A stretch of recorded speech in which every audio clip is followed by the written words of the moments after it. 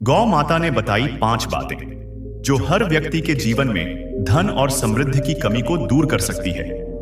नमस्कार प्रिय दर्शकों, हर हर महादेव। आप सभी का स्वागत है हमारे YouTube चैनल स्पिरिचुअल ज्ञान सागर में, जहां हम आपके लिए लाते हैं सनातन धर्म की अद्भुत कथाएं और आध्यात्मिक रहस्य जो आपके मन और आत्मा को शांति प्रदान करेंगे। आज की कथा आरंभ करने से पहले आपसे एक निवेदन है।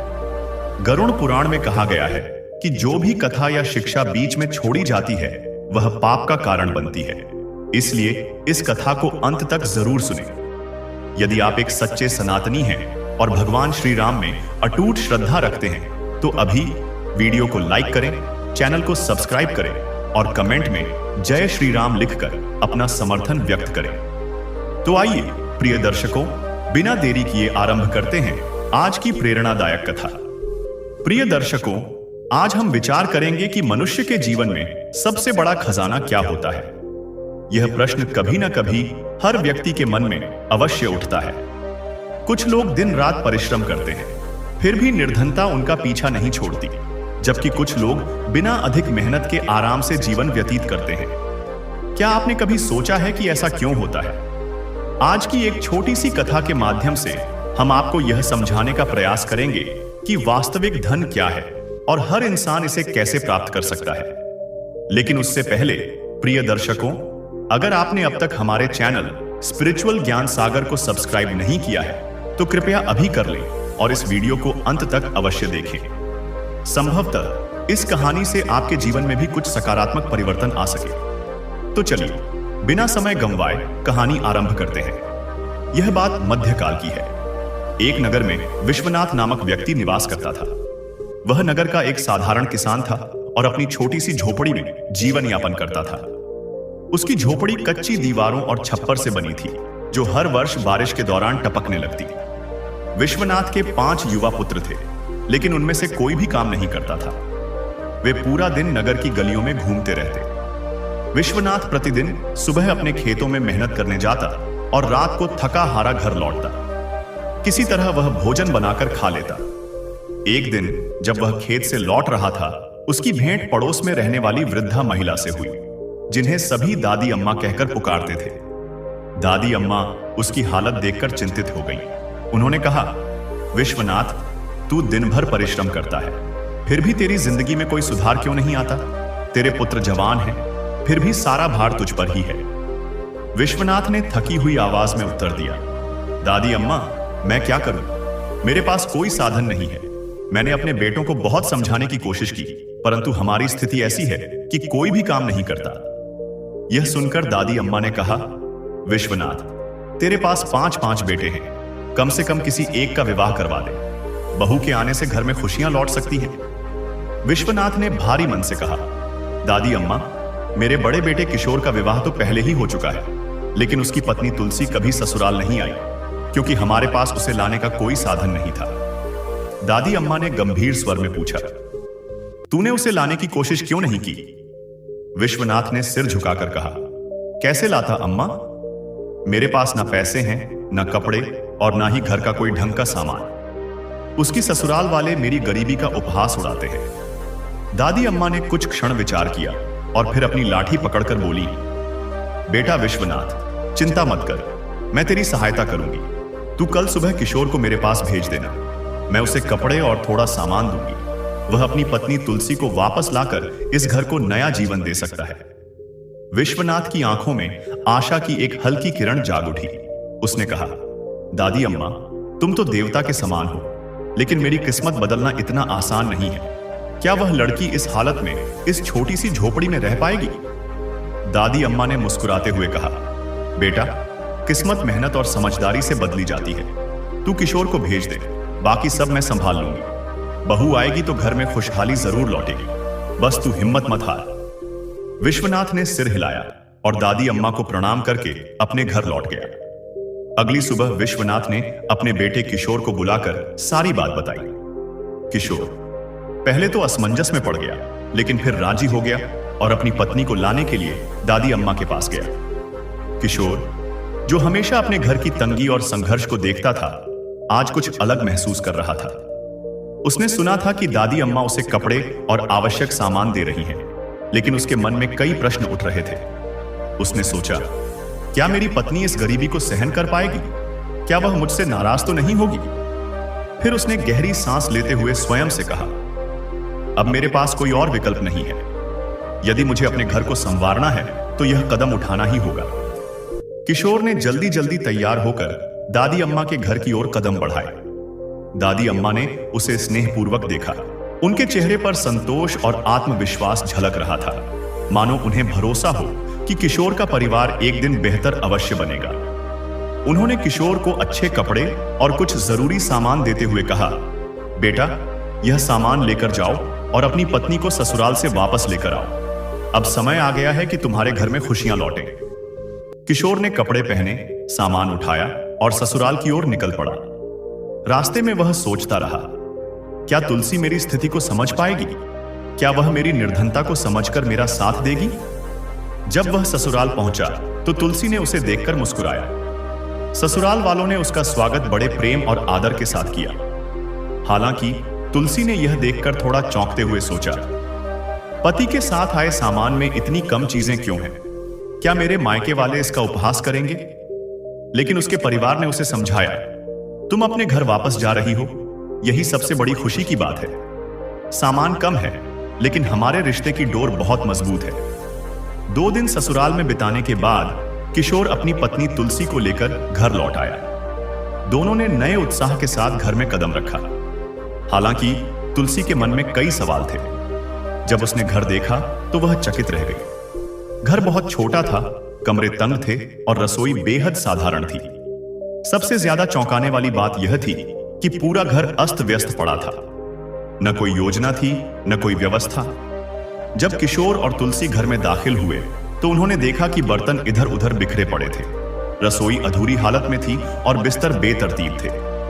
किशोर और तुलसी के बीच कुछ देर तक मौन छाया रहा। तुलसी ने मन ही मन सोचा, क्या यह घर मेरा है? क्या मैं यहां रह पाऊंगी? लेकिन उसने हिम्मत नहीं हारी। वह जानती थी कि इस घर को सुधारने और रहने लायक बनाने के लिए कुछ करने की आवश्यकता है।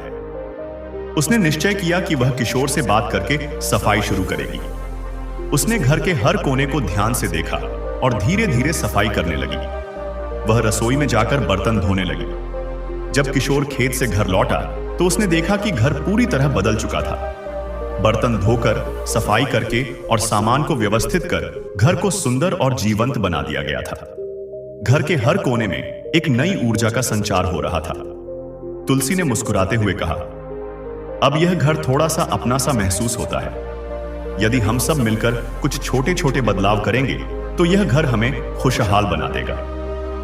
रात को जब परिवार के सभी सदस्य एकत्रित हुए तो तुलसी ने सबको पास बुलाया। उसने कहा, देखिए, हम सब मिलकर इस घर को संवार सकते हैं। यदि हम इसे ऐसे ही छोड़ देंगे तो यही हाल बना रहेगा। हमें इसे सुधारने के लिए मेहनत करनी होगी। सबसे पहले घर की सफाई करनी होगी, फिर घर के कामों और खेती किसानी पर ध्यान देना होगा। विश्वनाथ, जो अब तक खुद को अपनी गरीबी का कारण मानता था, ने उसकी बात ध्यान से सुनी और कहा, बिल्कुल बेटी, लेकिन हमारे पास संसाधन नहीं है। फिर भी यदि तुम्हें विश्वास है तो मैं भी प्रयास करूंगा। तुलसी बहू ने मुस्कुराते हुए कहा, हमारे पास संसाधनों की कमी हो सकती है, लेकिन हमारी मेहनत और बुद्धिमानी से हम हर चीज बदल सकते हैं। याद रखें, सच्चा परिश्रम कभी व्यर्थ नहीं जाता। विश्वनाथ की आंखों में नमी आ गई। उसने तुलसी बहू का हाथ थामते हुए कहा, सही कहा, अगर हम सब मिलकर मेहनत करेंगे तो यह घर एक दिन हमारा सपनों का घर बन जाएगा। अगले दिन से किशोर और तुलसी बहू ने घर के हर काम में सक्रिय रूप से भाग लेना शुरू किया।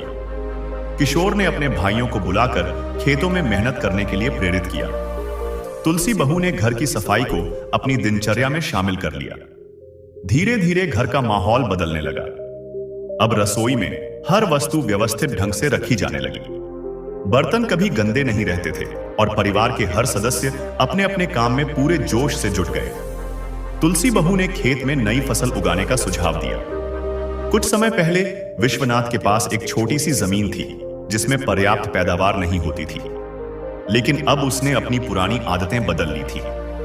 कुछ ही महीनों में घर की हालत में आश्चर्यजनक बदलाव आने लगा। जहां पहले गंदगी और उदासी का वातावरण था, अब वहां साफ सफाई और खुशहाली नजर आने लगी। खेतों में अब अधिक पैदावार होने लगी। पहले जहां भोजन की कमी रहती थी, अब सभी के लिए भरपूर खाना था। विश्वनाथ ने महसूस किया कि वास्तव में जब परिश्रम और सूझबूझ के साथ काम किया जाता है तो किस्मत बदलने में ज्यादा समय नहीं लगता। तुलसी बहू ने कहा, अगर हम सब मिलकर एकजुट रहें तो निर्धनता भी दूर हो सकती है। हमारी सबसे बड़ी शक्ति हमारी मेहनत और एकता है। विश्वनाथ भी अब घर को बेहतर बनाने के लिए हर दिन परिश्रम करने लगे। एक दिन उनकी बहू ने उनसे कहा, पिताजी, जब आप काम से लौटें तो घर के लिए कुछ न कुछ जरूर लेकर आया करें। इससे न केवल घर में आवश्यक वस्तुएं बढ़ेंगी, बल्कि सबका मन भी प्रसन्न रहेगा। विश्वनाथ, जो पहले से ही अपने बेटे और बहू के सुझावों से प्रभावित थे, मुस्कुराकर बोले, ठीक है बेटी, अब मैं हर दिन ऐसा ही करूंगा। अब विश्वनाथ रोजाना काम से लौटते वक्त घर के लिए कुछ न कुछ ले आने लगे। कभी वह जरूरत की चीजें लाते तो कभी कोई छोटा सा उपहार लेकर आते। घर में सामान बढ़ने लगा और सभी को सुखद अनुभूति होने लगी। लेकिन एक दिन ऐसा हुआ कि वह खाली हाथ लौटे। तुलसी बहू ने यह देखा और पूछा, पिताजी, आज आप कुछ नहीं लाए? विश्वनाथ थोड़ा चिंतित स्वर में बोले, आज कुछ भी नहीं मिला, बस यह मरा हुआ बिच्छू रास्ते में मिला तो उसे ही ले आया। विश्वनाथ ने बिच्छू को एक कोने में रखकर अंदर जाकर खाना खाना शुरू कर दिया। तुलसी बहू सोच में पड़ गई। उसने सोचा, आखिर इस मरे हुए बिच्छू का घर में क्या काम है? इसी बीच आसमान में एक विशाल गिद्ध दिखाई दिया। उसकी तीव्र नजरें दूर दूर तक देख रही थीं। अचानक उसकी नजर उस झोपड़ी पर पड़ी जहां विश्वनाथ और उसका परिवार रहता था। गिद्ध ने नीचे झांक कर देखा कि वहां एक मरा हुआ बिच्छू पड़ा हुआ है। उसने झपट्टा मारने का इरादा किया और धीरे धीरे नीचे उतरने लगा। यह देखकर तुलसी बहू की चिंता बढ़ गई। गिद्ध ने अवसर पाते ही बिच्छू को अपनी चोंच में दबोच लिया और आसमान में ऊंचाई की ओर उड़ान भरने लगा। तेज हवा के झोंके से गिद्ध की चोंच से कुछ गिर गया। यह एक सुंदर गहनों का हार था जो हवा में तैरता हुआ सीधा झोपड़ी के आंगन में आ गिरा। तुलसी बहू, जो अब तक सोच में थी कि इस बिच्छू का क्या किया जाए, हार को गिरते हुए देखकर हैरान रह गई। वह जोर से चिल्लाई, पिताजी, पिताजी, देखिए, यह क्या गिरा है? विश्वनाथ भी तुरंत बाहर आए और बोले, यह तो कोई आभूषण लगता है। हार को पास से देखने पर पता चला कि वह सोने का था और उस पर बारीक कारीगरी से किसी शाही परिवार का प्रतीक बना हुआ था। तुलसी बहू ने हार को ध्यानपूर्वक देखते हुए कहा, पिताजी, यह साधारण हार नहीं लगता। ऐसा प्रतीत होता है कि यह किसी रानी का है। विश्वनाथ ने गंभीरता से हार को देखा और बोले, बेटी, यह सच में बेशकीमती है। लगता है कि यह राजा शिवराम सिंह के राज परिवार से संबंधित है। लेकिन यह हार हमारे पास कैसे आया, यह समझ नहीं आ रहा। यह हार, जो एक अद्भुत घटना के चलते उनके घर आया था, अब उनके जीवन में एक नए मोड़ का संकेत दे रहा था। तुलसी बहू ने कहा, पिताजी, हमें इस हार के बारे में गंभीरता से विचार करना चाहिए। शायद यह कोई संकेत है। हमें इसे राजा को वापस सौंप देना चाहिए। विश्वनाथ ने मन में सोचा, अगर यह हार सच में राजा का है तो इसे लौटाना हमारी प्रतिष्ठा और आत्मसम्मान का प्रश्न बन जाएगा। हमें इसे सुरक्षित रखने का तरीका खोजना होगा। अगले दिन विश्वनाथ और तुलसी बहू ने निर्णय लिया कि वे हार को रानी तक पहुंचाने का मार्ग खोजेंगे। उन्होंने यह भी तय किया कि जब तक इस विषय का समाधान नहीं हो जाता, किसी को भी इसके बारे में जानकारी नहीं दी जाएगी। हालांकि उनके मन में बार बार यह सवाल उठ रहा था कि यह हार राजा तक कैसे पहुंचाया जाए। क्या इस हार में कोई छिपा हुआ रहस्य था? क्या यह उनके लिए नई शुरुआत का प्रतीक था? इन सवालों ने विश्वनाथ और तुलसी बहू के मन में उथल पुथल मचा दी, परंतु उन्होंने ठान लिया कि सही हाथों में यह हार पहुंचाने के लिए वे हर संभव प्रयास करेंगे। अब कहानी एक नए मोड़ पर थी। घर में यह बदलाव तुलसी बहू की सूझबूझ और दूरदर्शिता के कारण आया था। एक दिन तुलसी बहू ने अपने ससुर से कहा, पिताजी, अब मैं आपको एक योजना बताऊंगी जिससे हम अपनी स्थिति पूरी तरह बदल सकते हैं। विश्वनाथ ने उत्सुकता से पूछा, क्या योजना है बेटी? यह तो बड़ा अनोखा विचार है बेटी, लेकिन क्या यह करना संभव होगा? तुलसी बहू ने कहा, पिताजी, अगर हम सच्चाई और ईमानदारी से बात करेंगे तो राजा हमारी बात अवश्य सुनेंगे। अगले दिन विश्वनाथ ने बहू की बातों को गंभीरता से लिया और साधु का भेष धरकर राजा के महल की ओर रवाना हो गए। रास्ते में उनके मन में कई चिंताएं थीं। उन्हें थोड़ा भय भी महसूस हो रहा था, लेकिन उन्होंने मन ही मन निश्चय कर लिया कि जो भी होगा वे सत्य और धैर्य के साथ अपनी बात रखेंगे। जब विश्वनाथ महल पहुंचे तो राजा शिवराम सिंह ने उन्हें देखते ही पूछा, तुम कौन हो और यहां क्यों आए हो? विश्वनाथ ने विनम्रता से उत्तर दिया, महाराज, मैं एक साधु हूं और आपकी समस्या का समाधान लेकर आया हूं। राजा ने चौंकते हुए पूछा, तुम्हें कैसे पता कि मुझे किस बात की चिंता है? विश्वनाथ ने कहा, महाराज, मैंने अपनी दिव्य दृष्टि से देखा है कि आपके महल का खोया हुआ हार कहां है। राजा ने आश्चर्य से कहा, तुम सच में जानते हो? तो तुरंत बताओ, वह हार कहां है? विश्वनाथ ने गंभीरता से कहा, महाराज, वह हार आपके महल के पीछे छिपा हुआ है। एक गिद्ध उसे उठा ले गया था, लेकिन अब वह वहीं पड़ा है, परंतु आपको उसे पाने के लिए एक उपाय करना होगा। राजा ने उत्सुकता से पूछा, कौन सा उपाय? विश्वनाथ ने कहा, महाराज, आपको महल के पीछे तैनात सिपाहियों को हटा देना होगा। यदि आप ऐसा करेंगे तो कल वह हार आपको मिल जाएगा। राजा शिवराम सिंह ने सोचा, यदि यह साधु सच कह रहा है तो मुझे उसकी बात माननी चाहिए। उन्होंने तुरंत सिपाहियों को महल के पीछे से हटा दिया। अगले दिन राजा और विश्वनाथ महल के पीछे गए। वहां राजा ने देखा कि हार सचमुच पड़ा हुआ था। राजा ने प्रसन्न होकर कहा, साधु, तुमने मेरा बड़ा नुकसान बचा लिया। अब जो भी चाहो मांग सकते हो। विश्वनाथ ने शांत स्वर में कहा, महाराज, मुझे कुछ नहीं चाहिए, परंतु मैं आपको एक सलाह देना चाहता हूं। राजा ने पूछा, क्या सलाह है? विश्वनाथ ने कहा, इस वर्ष धनतेरस के अवसर पर पूरे राज्य में किसी के घर दीपक नहीं जलना चाहिए, सिवाय मेरे घर के। राजा ने चौंक कर कहा, यह तो एक विचित्र बात है साधु, क्या तुम मजाक कर रहे हो? विश्वनाथ ने गंभीरता से कहा, महाराज, यह अत्यंत आवश्यक है। यदि आप यह वचन निभाएंगे तो राज्य पर कोई बड़ा संकट नहीं आएगा। राजा ने कुछ देर विचार किया और फिर कहा, ठीक है साधु, मैं तुम्हारी बात मानूंगा। राजा शिवराम सिंह ने पूरे राज्य में घोषणा करवाई कि धनतेरस की रात किसी भी घर में दीपक नहीं जलाए जाएंगे, केवल विश्वनाथ के घर में। जब धनतेरस की रात आई तो पूरा राज्य अंधकार में डूबा हुआ था। किसी भी घर में दीपक नहीं जल रहे थे। धन और समृद्धि की देवी लक्ष्मी मां, जो राज्य की ओर देख रही थीं, यह देखकर वापस लौटने लगी। तभी उनके वाहन उल्लू की नजर विश्वनाथ के घर पर पड़ी। वहां एक दीपक जल रहा था। उल्लू ने लक्ष्मी मां से कहा, मां, देखिए, इस घर में दीपक जल रहा है। लक्ष्मी मां ने जब यह देखा कि पूरे राज्य में केवल विश्वनाथ के घर में दीपक जल रहा है, तो वह वहीं रुक गई। उन्होंने विश्वनाथ के घर को आशीर्वाद दिया और उसे संपन्नता से भर दिया। उस रात विश्वनाथ का घर, जो पहले एक साधारण झोपड़ी था, एक भव्य महल में बदल गया।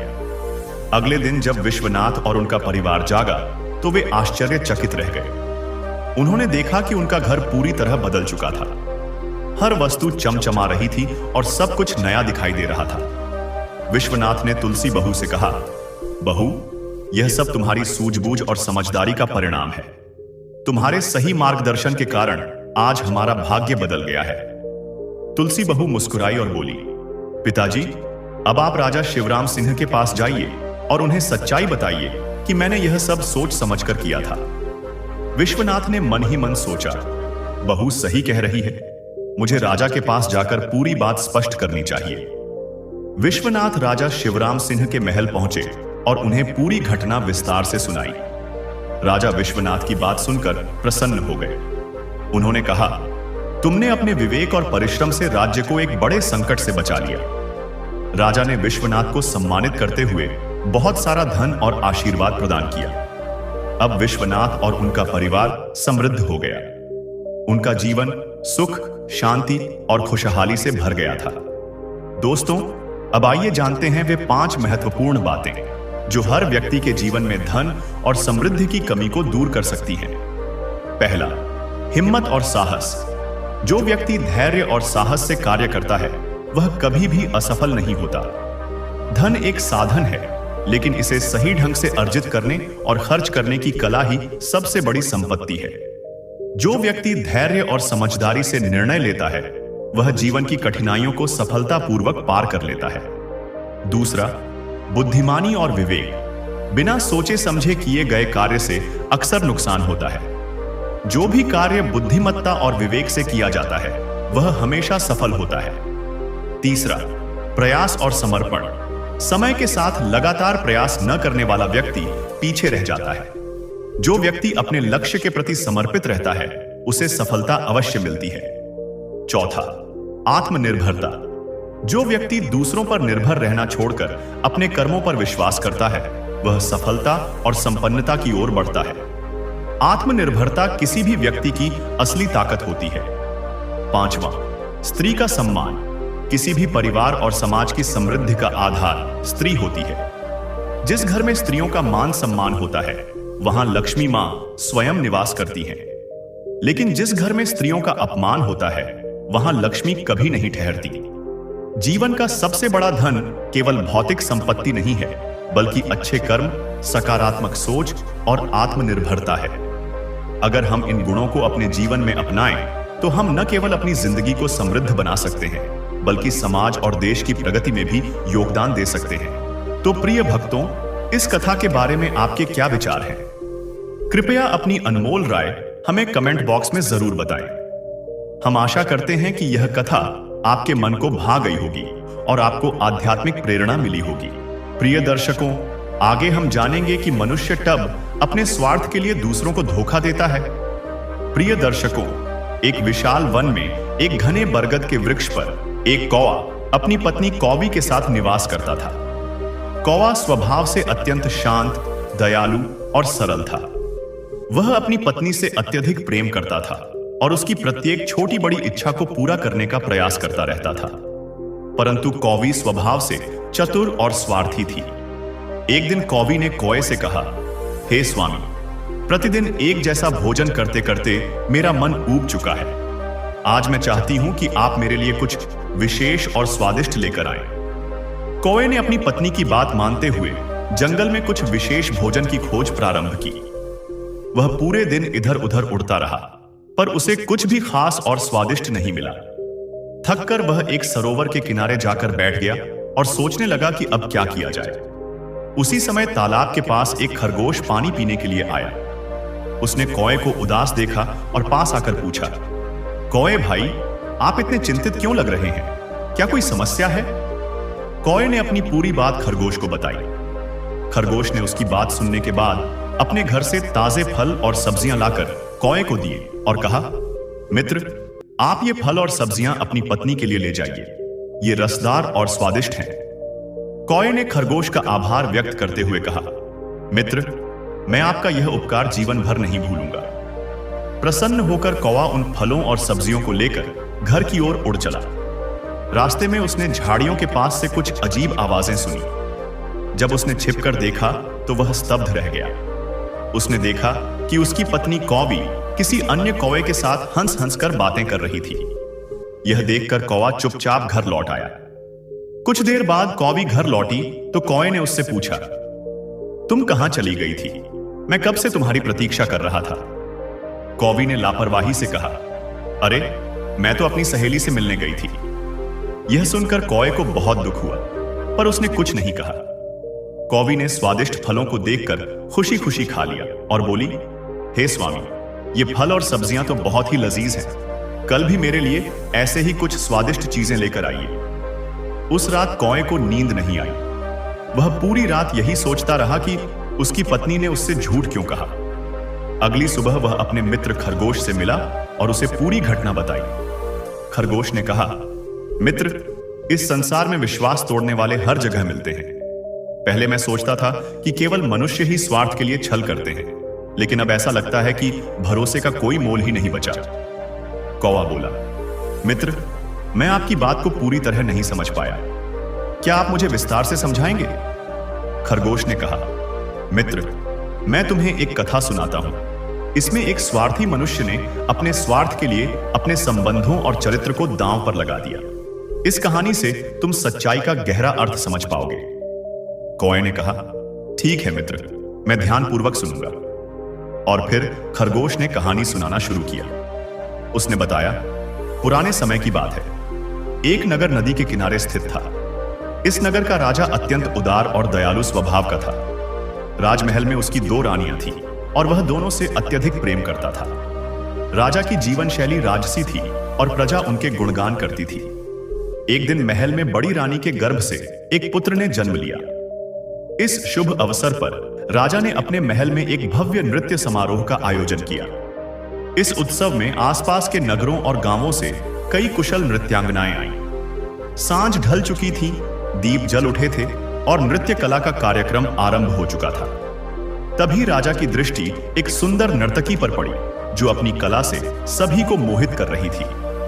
उसकी अद्वितीय नृत्य शैली ने राजा का हृदय जीत लिया। राजा ने अपने मंत्री को बुलाकर कहा, इस नर्तकी के पास मेरा विवाह प्रस्ताव लेकर जाओ और उसे मेरी इच्छा के बारे में बताओ। मंत्री ने आदेश का पालन किया और उस स्त्री के पास जाकर राजा का प्रस्ताव रखा। यह सुनकर वह स्त्री आश्चर्यचकित रह गई और बोली, मुझे कुछ समय दीजिए ताकि मैं इस विषय पर सोच विचार कर सकूं। कुछ दिनों बाद वह विवाह के लिए सहमत हो गई। इसके पश्चात राजा ने उससे विवाह कर लिया। अब राजा की 3 रानियां हो गईं। समय बीतता गया और नई रानी ने 2 पुत्रों को जन्म दिया। इस प्रकार बड़ी रानी के पास एक पुत्र था, जबकि नई रानी के पास 2 पुत्र हुए। परंतु मंझली रानी के भाग्य में मातृत्व का सुख नहीं था। वह संतान के लिए तरसती रही, लेकिन उसकी यह इच्छा कभी पूरी नहीं हो सकी। समय के साथ राजा के सभी पुत्र बड़े हो गए। वे साहसी, पराक्रमी और शिकार के शौकीन बन गए। एक दिन राजा का सबसे बड़ा पुत्र घोड़े पर सवार होकर शिकार करने के लिए जंगल में निकल पड़ा। वह पूरा दिन जंगल में भटकता रहा, परंतु उसे कोई शिकार नहीं मिला। हिरण की तलाश में भटकते भटकते शाम हो गई। तभी जंगल के भीतर से एक अजीब सा व्यक्ति निकला। उसने फटे पुराने वस्त्र पहन रखे थे और उसका चेहरा थकान व भूख से पीला पड़ चुका था। उसके कंधे पर एक तोता बैठा था जो उसकी बातों को ध्यान से सुन रहा था। यह व्यक्ति भोजन की खोज में इधर उधर भटक रहा था। उसका व्यवहार असामान्य था, परंतु उसके और उस तोते के बीच एक गहरा संबंध प्रतीत हो रहा था। ऐसा लग रहा था कि अब वही तोता उसकी पूरी दुनिया और सहारा था। राजकुमार जो जंगल में शिकार के लिए आया था, उस विचित्र व्यक्ति के पास पहुंचा। उसने विनम्रता से पूछा, तुम कौन हो और इस घने जंगल में अकेले क्यों भटक रहे हो? लेकिन वह व्यक्ति कोई उत्तर नहीं दे सका। उसका ध्यान केवल भूख मिटाने पर केंद्रित था। उसकी हालत देखकर राजकुमार ने अपने झोले से ताजे पुए निकाले और उसे खाने के लिए दिए। भूखा व्यक्ति पुए देखकर तुरंत खाने लगा, जैसे उसे कई दिनों से भोजन न मिला हो।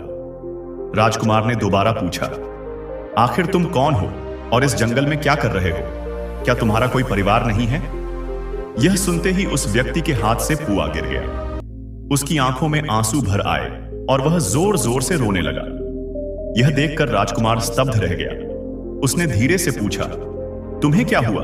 क्यों रो रहे हो? उसी समय उस व्यक्ति के कंधे पर बैठा तोता बोल पड़ा।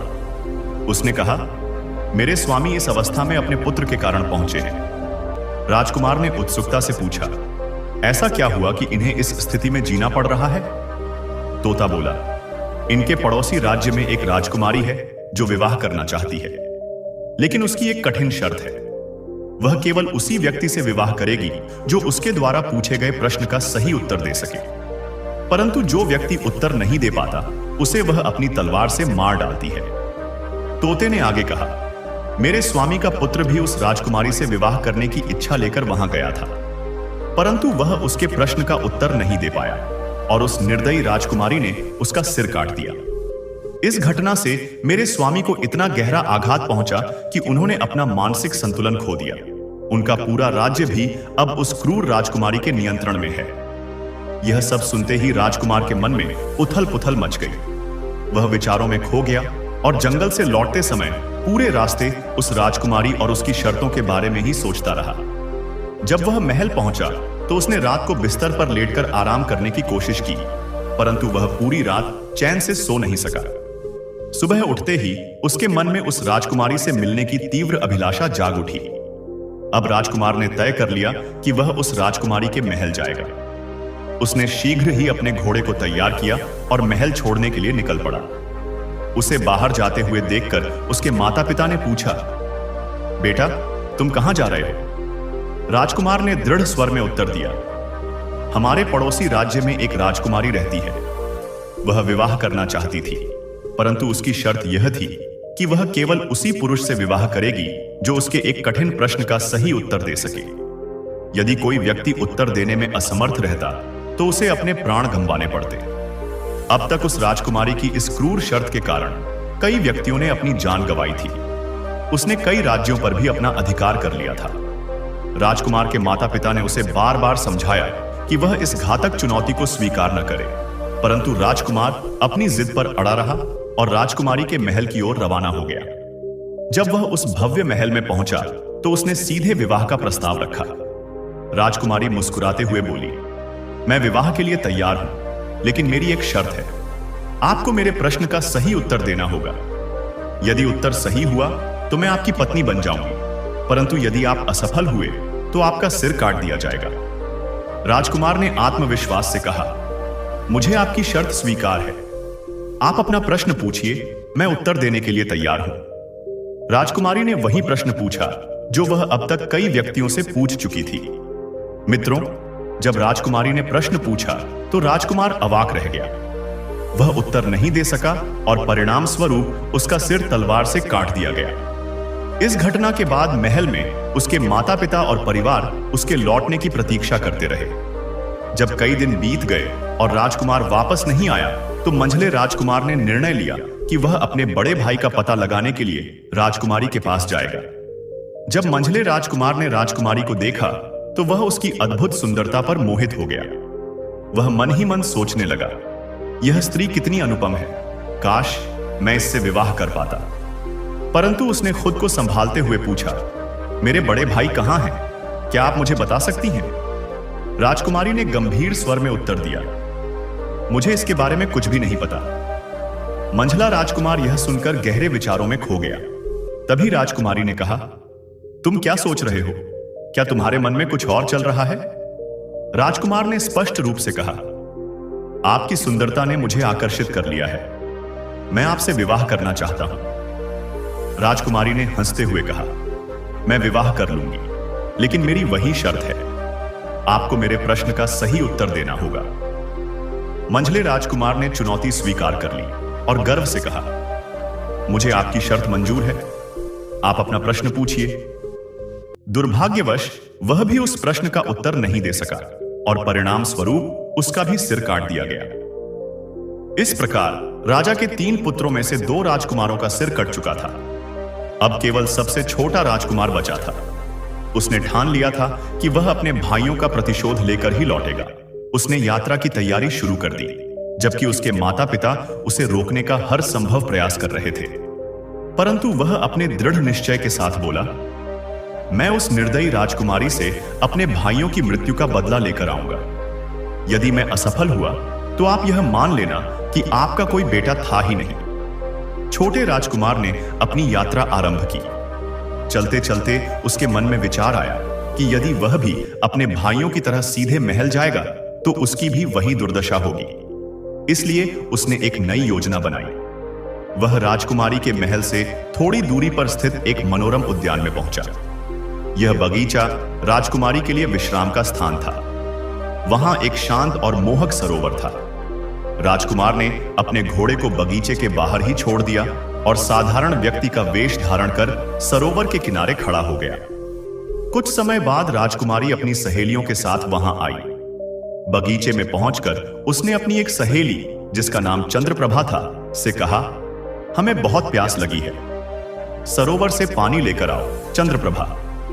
यह सुनकर चंद्रप्रभा ने एक बर्तन उठाया और जल भरने के लिए सरोवर की ओर बढ़ गई। जैसे ही उसकी नजर सरोवर पर खड़े एक साधारण वेशधारी युवक पर पड़ी, वह उसकी सुंदरता से मंत्रमुग्ध हो गई। चंद्रप्रभा ने शीघ्रता से पानी भरा और राजकुमारी को पिलाने के बाद तुरंत वापस सरोवर पर लौट आई। इस बार उसने उस युवक से कहा, आप कौन हैं और यहां क्या कर रहे हैं? मैं आपको देखकर आकर्षित हो गई और आपसे विवाह करना चाहती हूं। राजकुमार ने हल्की मुस्कान के साथ उत्तर दिया, पहले आप यह बताइए कि आप कौन हैं और यह स्थान क्या है।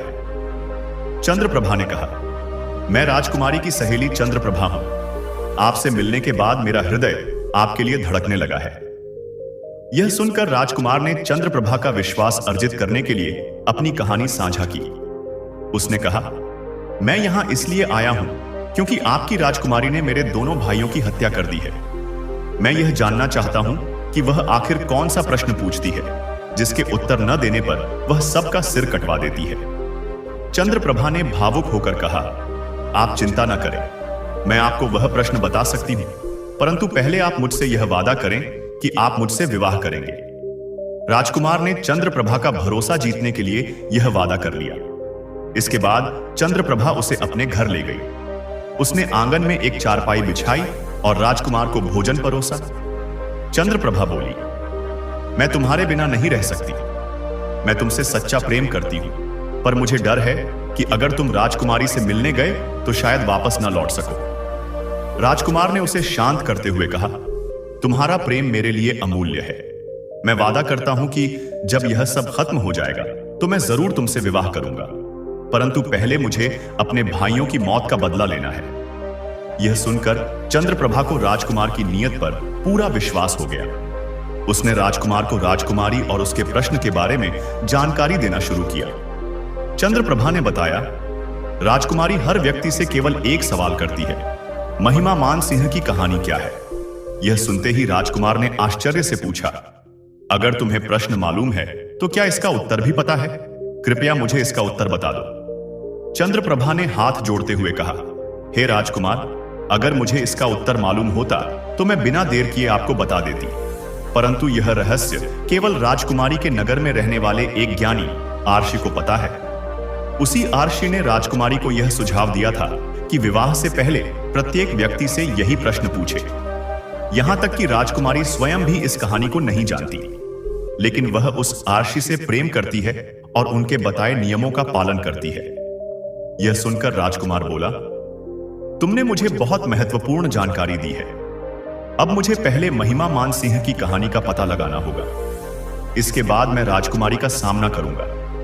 तुम मेरी प्रतीक्षा करना, मैं लौटकर अवश्य आऊंगा। चंद्रप्रभा ने चिंतित होकर कहा, राजकुमार, मुझे पता है कि यह कहानी कहां मिलेगी, परंतु वहां पहुंचना और सुरक्षित लौट आना लगभग असंभव है। उस रास्ते में इतने खतरे हैं कि अब तक जो भी व्यक्ति वहां गया है वह वापस नहीं लौटा। राजकुमार ने दृढ़ स्वर में कहा, चाहे कितनी भी मुश्किलें आए, चाहे मेरा जीवन ही क्यों ना संकट में पड़ जाए, मैं अपने भाइयों का प्रतिशोध अवश्य लूंगा। तुम्हारा धन्यवाद, पर मैं रुक नहीं सकता। चंद्रप्रभा ने मन ही मन सोचा कि अब उसे रोक पाना असंभव है, इसलिए उसने उसकी सहायता करने का निर्णय लिया। उसने एक तेज घोड़ा और एक धारदार तलवार राजकुमार को सौंपते हुए कहा, यह घोड़ा और तलवार तुम्हारे काम आएंगे। पश्चिम दिशा की ओर बढ़ो। जब तुम आगे बढ़ोगे तो तुम्हें एक गुफा के पास एक बूढ़ा शेर मिलेगा। उससे डरने की आवश्यकता नहीं है। वह बहुत वृद्ध हो चुका है और अब शिकार करने में अक्षम है। कई दिनों से भूखा होने के कारण वह कमजोर हो गया है। चंद्रप्रभा ने आगे कहा, रास्ते में कुछ खाने पीने का सामान अपने साथ रखना। जब वह शेर गुफा से बाहर आए तो उसके सामने भोजन रख देना। वह इसे खाकर प्रसन्न होगा और तुम्हारी सहायता अवश्य करेगा। पर ध्यान रहे, जब तुम जंगल में थोड़ा आगे बढ़ोगे तो तुम्हें समुद्र का किनारा मिलेगा। तुम्हें समुद्र पार करना होगा। यह कहते हुए चंद्रप्रभा ने राजकुमार को विदा किया। विदा लेते समय चंद्रप्रभा भावुक हो उठी और बोली, राजकुमार, मुझे वचन दो कि तुम वापस लौटोगे। मैं तुम्हारे लौटने का जीवन भर इंतजार करूंगी। मुझे कभी मत भूलना। राजकुमार ने उसे भरोसा दिलाते हुए कहा, तुम चिंता मत करो, मैं अवश्य लौटूंगा और तुम्हारे साथ विवाह करूंगा। तुम्हारा इंतजार व्यर्थ नहीं जाएगा। अब मुझे जाने दो। यह कहकर वह पश्चिम दिशा की ओर बढ़ चला। जंगल में प्रवेश करते ही उसे एक गुफा दिखाई दी। यह वही गुफा थी जिसका जिक्र चंद्रप्रभा ने किया था। गुफा के बाहर एक बूढ़ा शेर बैठा हुआ था। चंद्रप्रभा के निर्देशानुसार राजकुमार ने रास्ते से कुछ भोजन एकत्रित कर लिया था। उसने वह खाना शेर के सामने रख दिया। भूखा शेर तुरंत खाने पर टूट पड़ा और बेहद प्रसन्न हो गया। राजकुमार ने देखा कि शाम ढलने लगी थी। ठंडी हवाएं चलने लगीं और अंधेरा गहराने लगा। उसने आसपास से सूखी लकड़ियां इकट्ठा की और गुफा के बाहर आग जलाई। शेर आग के पास आकर बैठ गया। राजकुमार ने उसके पास जाकर उसे सहलाना शुरू किया। कुछ समय बाद राजकुमार वहीं आग के पास सो गया, जबकि शेर भी उसके पास ही बैठा रहा। सुबह होते ही राजकुमार ने अपनी यात्रा फिर से प्रारंभ की। शेर भी उसके साथ चलने लगा। जैसे जैसे वे जंगल में आगे बढ़ते गए, कई खतरनाक जानवर रास्ते में आए, परंतु शेर की दहाड़ सुनकर वे सभी भाग खड़े हुए। इस तरह शेर राजकुमार का रक्षक बन गया। आखिरकार वे दोनों समुद्र के किनारे पहुंचे। वहां राजकुमार ने देखा कि कुछ दूरी पर एक व्यापारी खड़ा है। उसके साथ कुछ सैनिक और घोड़ों पर सामान लदा हुआ था। राजकुमार व्यापारी के पास गया। व्यापारी ने आश्चर्यचकित होकर पूछा, तुम कौन हो और इस दुर्गम जंगल से होते हुए यहां तक कैसे पहुंचे? राजकुमार ने अपनी पूरी कहानी व्यापारी को विस्तार से सुनाई और कहा, मुझे किसी भी प्रकार से समुद्र पार करना है, क्या आप मेरी मदद कर सकते हैं? व्यापारी ने थोड़ी देर सोचा और फिर कहा, तुम्हारी किस्मत अच्छी है। मेरी नाव अभी समुद्र पार से लौट रही है। जैसे ही नाव किनारे पर आ जाएगी, मैं तुम्हें उस पार भेजने की व्यवस्था कर दूंगा। थोड़ी देर बाद व्यापारी की नाव धीरे धीरे किनारे की ओर आती दिखाई दी। उसने अपने सैनिकों को आदेश दिया कि सामान नाव पर लाद दें। राजकुमार ने व्यापारी का आभार व्यक्त किया और कहा, मैं अपने उद्देश्य को पूरा करने के बाद लौटकर आपको धन्यवाद देने अवश्य आऊंगा। नाव के किनारे पर पहुंचने के बाद व्यापारी ने अपने सैनिकों से सामान लदवाना शुरू किया। इसी दौरान राजकुमार उसके पास जाकर बोला, कृपया मुझे भी इस नाव से समुद्र पार पहुंचने में मदद करें। यह सुनकर व्यापारी ने गंभीर स्वर में कहा, यदि नाव पर थोड़ा भी अधिक वजन रखा गया तो वह डूब सकती है। मुझे क्षमा करें, मैं आपकी मदद नहीं कर सकता। राजकुमार ने नम्रता से कहा, आप मेरी स्थिति को समझिए, मेरे लिए समुद्र पार करना अत्यंत आवश्यक है। उसने अपने पास मौजूद सोने के सिक्के और गले की सोने की चेन निकालकर व्यापारी को देते हुए कहा, यह सब आप रख लीजिए, पर मुझे इस नाव से जाने दीजिए। व्यापारी लालची स्वभाव का था, इसलिए वह तुरंत सिक्के और चेन ले लेता है। उसने नाव से कुछ सामान उतरवाकर राजकुमार को उसमें बैठने की अनुमति दे दी। इस तरह राजकुमार नाव में बैठकर समुद्र पार अपनी यात्रा पर निकल पड़ा। लगभग 12 दिनों की कठिन यात्रा के बाद वह समुद्र पार करके एक नगर में पहुंचा। वहां पहुंचने के बाद उसने महिमा और मानसिंह की कहानी का पता लगाने के लिए नगर में इधर उधर घूमना शुरू किया। नगर में भटकते हुए उसकी नजर एक भव्य महल पर पड़ी। उसने स्थानीय लोगों से जानकारी ली तो पता चला कि यह राज्य महिमा के नाम से प्रसिद्ध है और यहाँ के राजा का नाम मानसिंह है। मानसिंह के राज्य में नृत्य और संगीत को विशेष महत्व दिया जाता था। महल में प्रतिदिन संगीत और नृत्य का भव्य आयोजन होता था। बड़ी संख्या में लोग इसमें भाग लेने आते थे और चारों ओर उल्लास और आनंद का माहौल बना रहता था। राजकुमार भी इस सभा में जाकर बैठ गया। कई दिनों तक वह इस आयोजन में शामिल होता रहा, परंतु न तो किसी से बातचीत की और न ही अपने बारे में कुछ बताया। उसकी इस चुप्पी ने राजा मानसिंह का ध्यान आकर्षित कर लिया। एक दिन सभा के अंत में राजा मानसिंह ने उसे बुलाकर पूछा, मैंने आपको कई दिनों से यहां आते देखा है। आप हमारे राज्य के निवासी नहीं लगते और पहले कभी यहां नहीं देखे गए। बताइए, आप कौन हैं और यहां आने का उद्देश्य क्या है? राजकुमार ने समझ लिया कि राजा से सच जानने का यही उचित अवसर है। उसने निवेदन किया, महाराज, मैं संगीत गाने का शौक रखता हूं। मुझे इस सभा में गाने का अवसर प्रदान करें। राजा ने सहर्ष उसकी बात मान ली। उन्होंने संगीतकारों को संकेत किया और ढोल ताशे बजने लगे। राजकुमार ने अपनी महिमार आवाज में ऐसा सुंदर गीत गाया कि पूरी सभा मंत्रमुग्ध हो गई। सभी खड़े होकर तालियां बजाने लगे। राजा मानसिंह भी उसकी गायकी से इतना प्रभावित हुआ कि उसने कहा, हम आपकी अद्भुत गायन कला से अत्यंत प्रसन्न हैं। आप जो भी इच्छा रखें मांग सकते हैं, यह हमारा वचन है।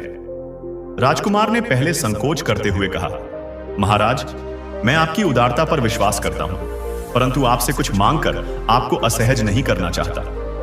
राजा ने आग्रह किया, आप निसंकोच अपनी इच्छा बताएं, मैं उसे अवश्य पूर्ण करूंगा। राजकुमार ने गंभीर स्वर में कहा, महाराज, मुझे केवल महिमा और मानसिंह की कहानी जाननी है।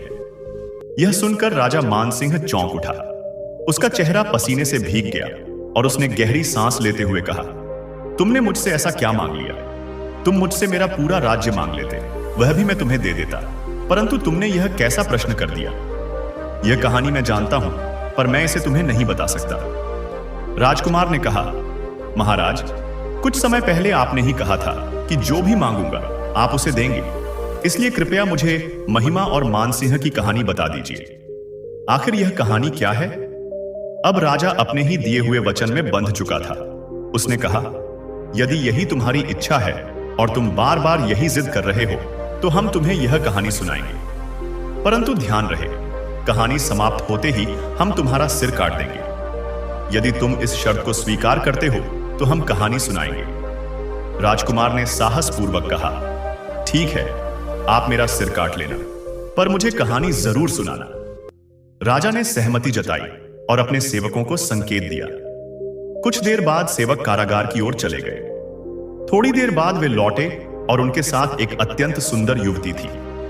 उसके शरीर पर फटे पुराने वस्त्र थे और हाथों पैरों में बेड़ियां जकड़ी हुई थी। वह इतनी कमजोर थी कि चलने में असमर्थ थी। सेवक उसे मारते पीटते हुए राजा के सामने लेकर आए।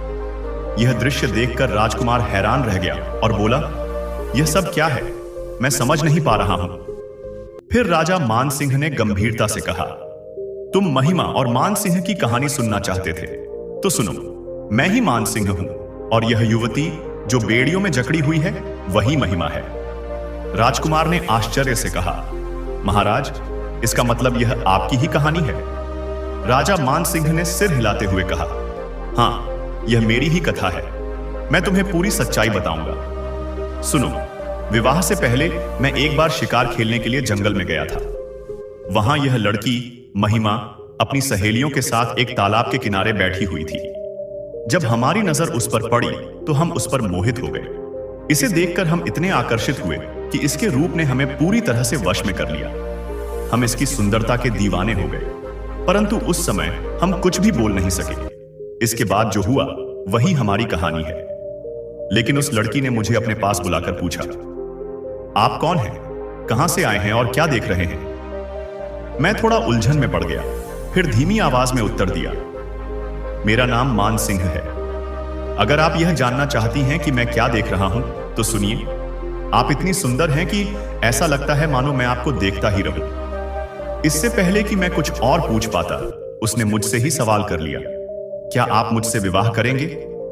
वह बात जो मेरे मन में छिपी हुई थी, उसने स्वयं कह दी। मैं यह सुनकर अत्यंत प्रसन्न हो गया। इसके बाद वह लड़की मुझे अपने घर ले गई। वहां पहुंचकर उसने अपनी मां से कहा, मां, अगर मैं विवाह करूंगी तो केवल इसी व्यक्ति के साथ करूंगी, अन्यथा मैं मर जाऊंगी। उसके माता पिता ने उसे बहुत समझाया। उन्होंने कहा, बेटी, हमें इस व्यक्ति के घर परिवार का कोई पता नहीं है।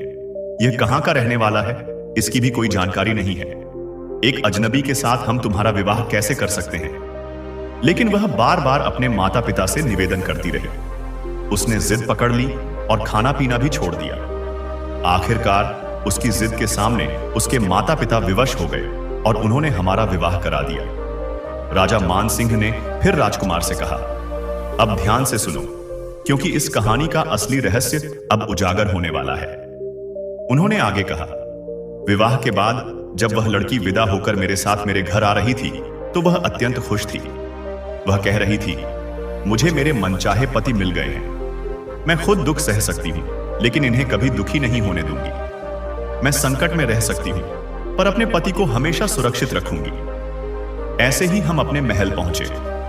मैं उसके प्रेम में इतना दीवाना हो गया कि धीरे धीरे सब कुछ भूलने लगा। मैं अपने राज्य के दरबार का काम भी जल्द समाप्त कर देता और जल्दी से घर लौट आता। कुछ दिनों तक ऐसा ही चलता रहा। फिर अचानक मैंने महसूस किया कि जब भी मैं घर लौटता और वह स्त्री मुझे भोजन कराती, तो मुझे अत्यधिक नींद आने लगती थी। इसी दौरान वह महल से बाहर निकल जाती थी। एक दिन मैंने नींद खुलने पर देखा कि वह राजमहल से बाहर जा रही है। मैं भी चुपचाप उसके पीछे पीछे चल पड़ा। जंगल में जाकर मैंने देखा कि वह लड़की एक अजनबी व्यक्ति के साथ बैठी हुई थी। दोनों हंसी मजाक कर रहे थे। यह देखकर मेरे मन में ख्याल आया कि क्या यह उसका रोज का काम है या सिर्फ आज का। मैं बिना कोई हलचल किए वापस महल लौट आया। अगले दिन भी मैंने उसे लेकर पूरे दिन विचार किया। मैं सोचता रहा कि शाम कब होगी। वह फिर भोजन बनाकर मेरे सामने लाई, लेकिन उस दिन मैंने जानबूझकर भोजन नहीं खाया। मैंने तय कर लिया कि आज चाहे कुछ भी हो जाए, मैं उसे सोने नहीं दूंगा। रात को हम देर तक बातें करते रहे। अंत में उसने कहा, प्रियवर, अब काफी रात हो चुकी है, आप सो जाइए। मैंने सोने का नाटक किया और अपनी आंखें बंद कर ली। थोड़ी देर बाद वह उठकर बाहर चली गई। मैंने भी उसका पीछा किया। वह उसी व्यक्ति के पास पहुंची जिसे मैंने पिछली रात देखा था। वह व्यक्ति हाथ में एक डंडा लिए खड़ा था। उसने गुस्से में पूछा, आज इतनी देर क्यों हुई? कहां थी तुम? वह लड़की हाथ जोड़कर बोली, मेरे पति आज देर से सोए थे, इसलिए मुझे आने में देर हो गई। अगली बार से ऐसा नहीं होगा। मैं उन्हें भोजन में विष मिलाकर सदा के लिए सुला दूंगी और फिर आपके पास आ जाऊंगी। यह सुनकर मेरा पूरा शरीर पसीने से भीग गया। मैं अंदर ही अंदर घबराने लगा। तभी उस व्यक्ति की नजर मुझ पर पड़ी। उसने लड़की से कहा, वह देखो, कोई पेड़ के पीछे छिपकर हमें देख रहा है। फिर वह लड़की, जिसका नाम महिमा था, मेरी ओर घूरते हुए चिल्लाई, यह तो मेरे पति हैं, आप इन्हें तुरंत मार डालिए। इसके बाद वह और यश मुझ पर टूट पड़े। हम तीनों के बीच घमासान संघर्ष शुरू हो गया। लड़ाई के बीच मैं जमीन पर गिर पड़ा और यश ने मुझे पकड़ लिया। तभी वह लड़की तलवार लेकर मुझ पर हमला करने के लिए बढ़ी, लेकिन अचानक यश वहां से भाग खड़ा हुआ। मैं पूरी तरह से भयभीत था और समझ नहीं पा रहा था कि क्या करूं। जैसे ही वह स्त्री मुझे मारने के लिए आगे बढ़ी, मैंने उसे एक झटके में गिरा दिया और उसी की तलवार से उसे बंदी बना लिया। तभी राजकुमार ने पूछा, महाराज, उस यश का क्या हुआ? महाराज ने कहा, वह यश समुद्र पार एक राज्य में शोभा नामक राजकुमारी के महल में जाकर छिप गया है। अब राजकुमार को सब कुछ स्पष्ट हो गया। राजा मान सिंह ने कहा, यह थी महिमा और मान सिंह की कहानी। मैंने अपना वचन पूरा किया और तुम्हें पूरी कथा सुना दी। अब तुम अपना सिर कटवाने के लिए तैयार हो सकते हो। राजकुमार ने कहा, महाराज, आप मेरा सिर काट सकते हैं, लेकिन पहले मुझे यह बताइए कि उस राजकुमारी ने यश को क्यों छिपने दिया और अब तक उसे क्यों छिपा कर रखा है? यह सवाल सुनकर राजा मान सिंह निरुत्तर हो गए और उन्होंने राजकुमार को माफ करते हुए कहा, तुम अब इस राज्य में कभी नहीं लौटोगे। इसके बाद राजकुमार ने शोभा नामक राजकुमारी के राज्य की ओर प्रस्थान किया। कुछ समय बाद वह उसके महल में पहुंचा और कहा, मैं आपसे विवाह करना चाहता हूं। राजकुमारी शोभा ने कहा, यदि तुम मुझसे विवाह करना चाहते हो तो पहले मेरे प्रश्न का सही उत्तर देना होगा। अगर तुम असफल हुए तो तुम्हारा सिर काट दिया जाएगा। राजकुमार को पहले से ही मालूम था कि राजकुमारी क्या सवाल पूछने वाली है। उसने शर्त स्वीकार करते हुए कहा, ठीक है, पूछो, मैं तुम्हारे प्रश्न का उत्तर देने के लिए तैयार हूं। हालांकि हो सकता है कि मेरा उत्तर सुनकर तुम नाराज हो जाओ।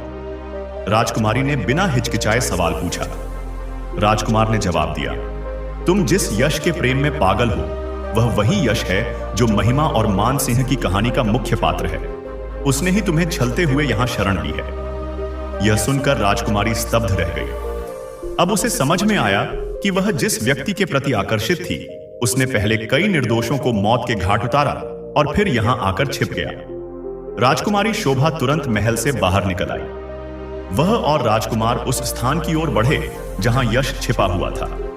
जब वे वहां पहुंचे तो राजकुमारी ने यश से पूछा, तुम कौन हो? यश डर के मारे कांपने लगा और कुछ बोल नहीं सका। राजकुमारी ने उसे चारों ओर से घेर लिया और कहा, तुम्हारी वजह से कई मासूम लोगों का सिर कटवाया गया। तुमने जंगल में जाकर लोगों की हत्या करवाई। अब तुम्हें तुम्हारे कर्मों की सजा मिलेगी। तुम्हारा सिर राज्य के सामने काटा जाएगा। डरते हुए यश बोला, राजकुमारी, मुझे माफ कर दीजिए, मैंने किसी की जान नहीं ली। वे सभी लोग अभी भी जीवित हैं। राजकुमार ने तुरंत पूछा, तो वे लोग कहां हैं? जल्दी से बताओ। यश उन्हें एक गुप्त स्थान पर ले गया जहां उसने उन सभी लोगों को कैद कर रखा था। राजकुमार ने वहां पहुंचकर सभी कैदियों को मुक्त कर दिया। उन कैदियों में उसके दोनों बड़े भाई भी थे।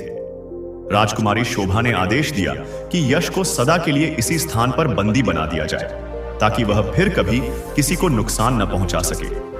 राजकुमार ने राजकुमारी शोभा और उसकी सहेली को धन्यवाद दिया और कहा, आज आपके कारण मुझे अपने भाइयों से फिर से मिलने का अवसर मिला, जिन्हें मैं मृत मान चुका था। इसके बाद राजकुमार ने उन्हें सलाह दी, हमेशा याद रखना कि जीवन में किसी पर भी आंख मूंदकर विश्वास मत करना, खासकर जब तक उसकी पूरी सच्चाई सामने न आ जाए।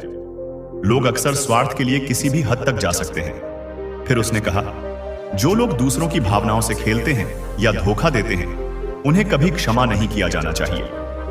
इसके बाद राजकुमार ने राजकुमारी शोभा और उसकी सहेली के साथ अपने राज्य की ओर लौटने का निर्णय लिया। प्रिय दर्शकों, यह कहानी सुनाने के बाद खरगोश ने कौवे से कहा, मित्र, जब कोई जीव या व्यक्ति अपने स्वार्थ को प्राथमिकता देता है तो वह अपने नजदीकी लोगों को भी छलकर अपना फायदा उठाने की कोशिश करता है। वह यह भी नहीं सोचता कि इससे उसका चरित्र कितना दूषित हो रहा है। आजकल कई लोग इसी प्रकार से छल कपट का सहारा लेते हैं। खरगोश ने आगे कहा, मित्र, ऐसे व्यक्तियों के साथ जीवन में कदम बढ़ाने से पहले उनकी गहराई से परीक्षा कर लेनी चाहिए। ये लोग हर कदम पर आपको धोखा देंगे और आपको इसका अंदाजा भी नहीं लगेगा। ऐसे लोगों से हमेशा दूरी बनाए रखना चाहिए, क्योंकि वे हर मौके पर आपको ठगने की कोशिश करेंगे। प्रिय दर्शकों, खरगोश की यह बात सुनते ही कौवे की आंखों में आंसू आ गए। उसे एहसास हुआ कि उसकी पत्नी ने स्वार्थ पूर्ति के लिए उसके विश्वास और भावनाओं के साथ खेल खेला है। वह यह समझ गया कि उसकी पत्नी ने छल कपट की नीति अपनाई और उसे धोखा दिया। प्रिय दर्शकों, इस कहानी से हमें एक बहुत ही महत्वपूर्ण सीख मिलती है। हमें कभी भी किसी पर बिना पुख्ता जानकारी और गहराई से सोच विचार किए विश्वास नहीं करना चाहिए। केवल शब्दों पर नहीं, बल्कि व्यक्ति के कर्मों और व्यवहार के आधार पर ही उसकी नीयत और चरित्र को समझकर विश्वास करना चाहिए। किसी का विश्वास तोड़ना और भावनाओं के साथ छल करना किसी भी व्यक्ति का सबसे बड़ा पाप होता है। अपनी भावनाओं और विश्वास को किसी के हाथों में सौंपने से पहले हमें उस व्यक्ति का गहराई से मूल्यांकन करना चाहिए। यदि वह व्यक्ति भरोसे के योग्य नहीं है, तो हमें अपने आत्मसम्मान और आत्मविश्वास की सुरक्षा करनी चाहिए। दोस्तों, जब कोई व्यक्ति विश्वासघात करता है, तो वह न केवल दूसरे व्यक्ति को नुकसान पहुंचाता है, बल्कि अपनी प्रतिष्ठा और विश्वसनीयता भी खो देता है। विश्वास तोड़ना और भावनाओं के साथ खेलना हमेशा बुरे परिणामों का कारण बनता है। हमें सच्चे और ईमानदार रिश्तों को प्राथमिकता देनी चाहिए। यह भी समझना चाहिए कि जो चीज हमें कीमती और महत्वपूर्ण लगती है, वह किसी और के लिए भी उतनी ही मूल्यवान हो सकती है। रिश्तों में विश्वास सबसे मजबूत आधार होता है और इसे टूटने से बचाने के लिए हमें अपनी जिम्मेदारियों और भावनाओं के प्रति ईमानदार रहना चाहिए। ऐसे और जीवन बदलने वाले विचारों के लिए स्पिरिचुअल ज्ञान सागर को अभी सब्सक्राइब करें। प्रिय दर्शकों, अगर यह कथा आपके हृदय को छू गई हो, तो प्रिय भक्तों, इस कथा के बारे में आपके क्या विचार हैं? कृपया अपनी अनमोल राय हमें कमेंट बॉक्स में जरूर बताएं। हम आशा करते हैं कि यह कथा आपके हृदय को छू गई होगी और आपको आध्यात्मिक प्रेरणा मिली होगी। अगर यह कथा आपको पसंद आई हो, तो कृपया वीडियो को लाइक करें, चैनल स्पिरिचुअल ज्ञान सागर को सब्सक्राइब करें और इस वीडियो को अधिक से अधिक अपने मित्रों और परिवारजनों के साथ शेयर करें, ताकि यह संदेश और ज्ञान सभी तक पहुंचे। साथ ही कमेंट सेक्शन में जय श्री कृष्ण लिखकर अपनी श्रद्धा प्रकट करें। इस वीडियो को अंत तक देखने के लिए आप सभी का दिल से धन्यवाद। जय श्री राम।